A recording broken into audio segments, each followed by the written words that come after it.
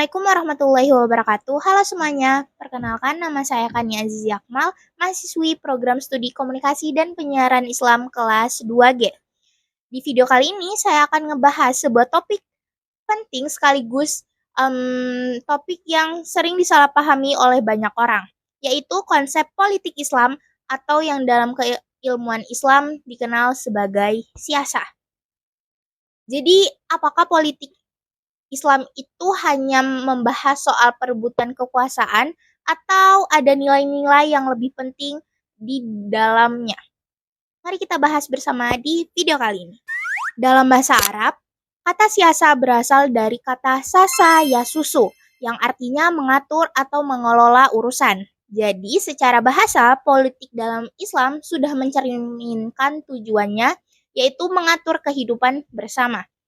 Salah satu ulama besar, Ibnu Aqil, juga mendefinisikan politik Islam sebagai segala tindakan yang membawa manusia lebih dekat kepada kemaslahatan, yaitu kebaikan, dan lebih jauh dari kemafsadatan, yaitu kerusakan.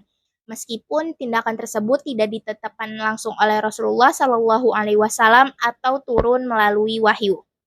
Dari definisi tersebut, kita sudah bisa melihat bahwa politik Islam bukan soal siapa yang berkuasa, melainkan tentang bagaimana kekuasaan itu digunakan untuk kebaikan manusia.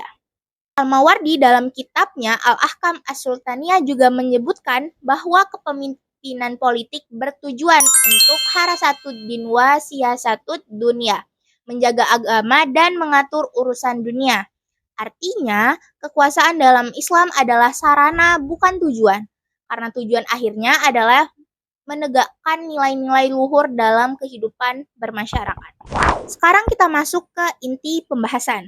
Ada 4 nilai utama yang menjadi ruh dalam politik Islam, dan keempat nilai tersebut tidak bisa kita pisahkan dari moralitas dan syariat. Yang pertama adalah nilai keadilan. Keadilan adalah fondasi mutlak dalam politik Islam.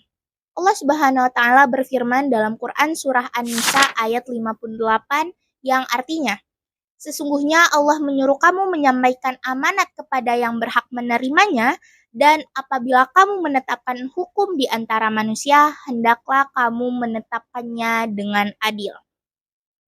Jadi seorang pemimpin wajib memperlakukan seluruh warga negaranya secara setara di muka hukum, tanpa memandang suku, ras, agama, atau status sosial sedikit pun.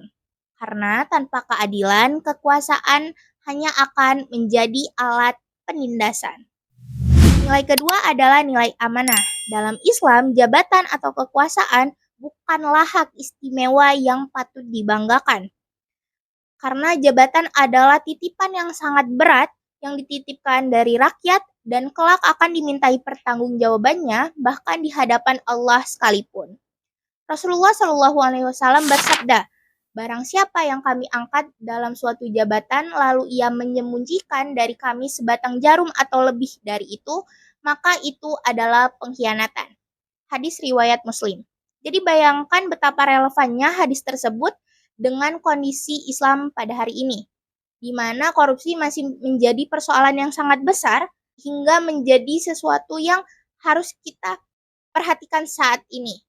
Karena menggunakan jabatan untuk kepentingan pribadi adalah pengkhianatan terhadap amanah. Nilai ketiga adalah nilai musyawarah atau syura. Islam sangat menentang sistem diktator yang berjalan absolut. Allah Subhanahu wa taala berfirman dalam Quran surah Ali Imran ayat 159 yang artinya, dan bermusyawarahlah dengan mereka dalam urusan itu. Dan dalam Quran surah Asy-Syura ayat 38 pun Allah berfirman yang artinya, urusan mereka diputuskan dengan musyawarah di antara mereka. Jadi musyawarah itu bukan sekedar formalitas, melainkan mekanisme pengambilan keputusan dengan menghargai suara semua pihak. Dan hal ini yang akan menjadi akar dan nilai demokrasi dalam perspektif Islam. Nilai keempat adalah nilai kemaslahatan atau maslahah ammah. Semua kebijakan politik harus berorientasi pada kebaikan dan manfaat bagi masyarakat luas. Imam Al-Ghazali menyatakan bahwa tujuan syariat adalah menjaga 5 hal pokok, yaitu agama, jiwa, akal, keturunan, dan harta. Jadi kebijakan apapun yang melindungi 5 hal tadi adalah kebijakan yang islami.